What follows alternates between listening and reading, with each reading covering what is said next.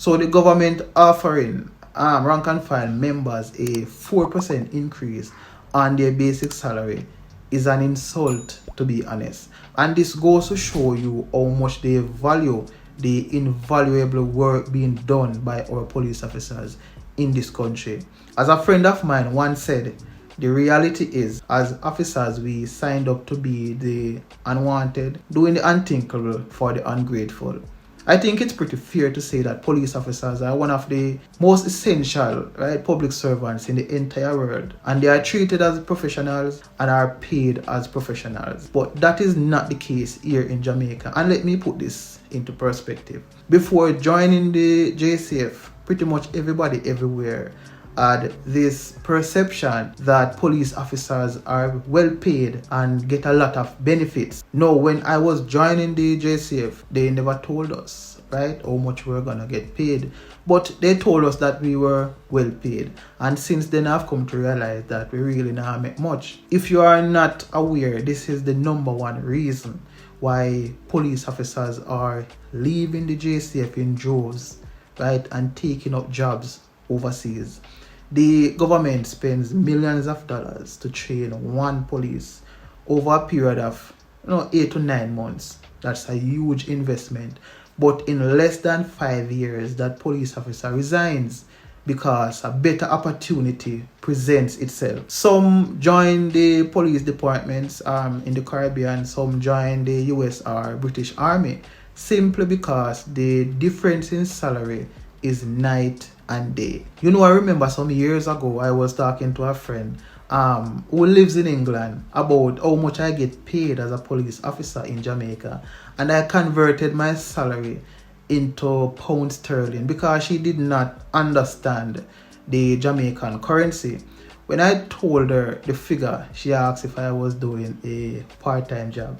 So I said, no, policing is a full-time job.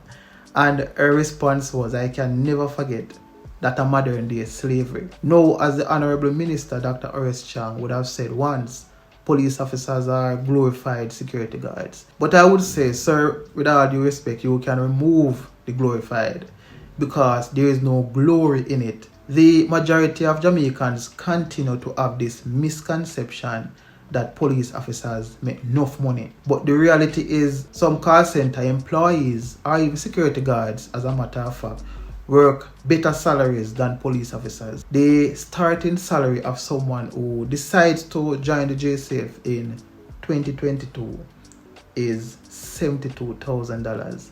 And no need to clean your ears, you heard me correctly. 72,000 Jamaican dollars. That's about 460 US dollars, or around 330 British pounds per month. When you compare this to other Caribbean islands, you realize how grossly underpaid and underappreciated police officers in this country really are.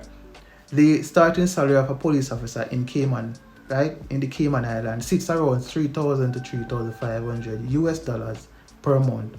Our salaries, people, are not comparable to international standards, considering the job that we have to do and the risk, right, the risk factor that is involved. So the next time you hear mongrels in your community firing rifles at each other and you call the police, just remember that they aren't paid enough to risk their lives for yours, but they do it anyway and pray to God that they reach home safely to their family.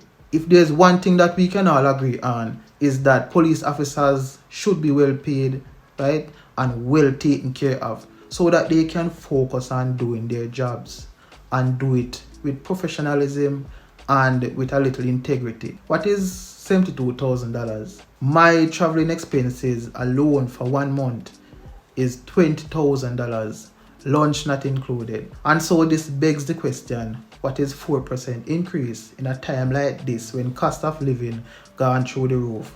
Right? That is nothing more than an insult. Because when you look at the breakdown, 4% of 72,000 is $2,880. And when you break that down to a daily figure, it works out to be $102. When one bread costs $500. Tax like NHT, NIS, income tax will be deducted, and the real figure is much less than $100 a day.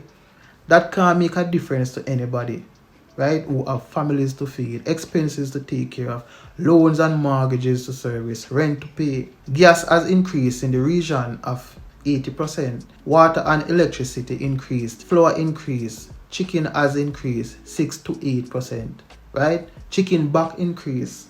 Clothing increased, basic food items people has increased. And for those of us who drive, we have car loans, we have mortgages, we have car insurance to take care of. And there are some additional cost of living that you can't budget for, like sickness and servicing of your motor vehicle. So in all honesty, 4% is a disgrace. It is shameful and it is very disrespectful. For most of us, whether you want to accept it or not, if a rank and file member who doesn't have a chick or a child attempts to build a house for themselves, or put it simple, a one bedroom, they will find it extremely difficult because they can hardly save a penny at the end of each month. The current salary just can't keep up with cost of living. Police officers are now living hand to mouth. I know someone will also ask this question, so what about your allowances? But let me put this out there. Allowances should be extra perks, right? That is offered to employees. The icing on the cake. Allowances should not be used to make up salary. And that is the current situation that officers are facing now. And so I believe that a full time now, officers stop eating the crumbs that fall from the table and take their seats at the table and eat oxtail and butter shrimp like everybody else. If we don't stand for something, we will continue working for nothing. And anybody who is in it for the long haul, anybody who wants to make a career out of policing, at the end of the day, the basic salary as it stands cannot do nothing for them. One of the things that you get after working at a certain place over a period of time is pension, and pension is not affected by allowances. So let us not be fooled, because if you should leave the work today, if you should retire, all allowances will be dropped and your pension is calculated based on your basic salary. It can't be that you are in an organization working 30 to 40 years and when you retire you can't get a proper pension because allowances inflates your salary, making it appear as if you were getting good money when in reality you weren't getting nothing. You know, one of the reasons why the government is not changing their position is because some of us continue to say that it now get better and the government now go do better. So make we take the scraps that them are give we and next time we lobby for better wages. But as one of my colleagues would have said, Nanny and Paul Bogle and them people never fight the fight so that we can stop the fight. Them fight the fight so that we can continue the fight, right? And we need to continue the fight because we are people, and if we unite, then we can push them to do better for us. If our ancestors had sat down and said that the white man will never give them freedom, we would still be damn slaves working on the plantations. So it's full time we wake up and recognize the injustice that's been meted out to us and keep demanding that we are paid as professionals, because it's about time we start being paid as masons and not as laborers. So that is why we have to support getting the basic salary increase and not only the allowances. But if life is comfortable for you, all I ask of you is to just sit down, relax, and allow the association to work for us, right? Whose life is not as comfortable, and enjoy the fruits of our labor and our squabble with the government. Anyway, separate and apart from the salary increase, I want to make a suggestion to the Ministry of National Security. The current situation is that we are short around 6,000 police officers on the ground today. In simple terms, it means that we don't have enough police to do the work that is at hand now, right?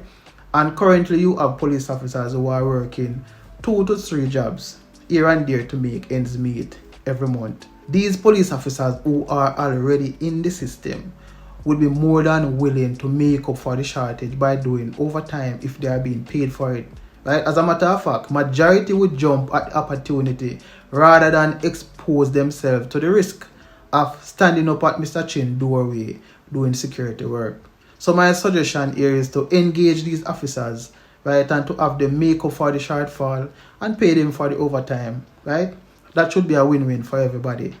For the ministry, for police officers who are underpaid, and for the country on a whole who needs more policing to control the upsurge in crime. We're going to always say encouragement to labor. But anyway, as always guys, if you have made it this far into my rambling, thanks for watching. See you guys in the next video. Take care.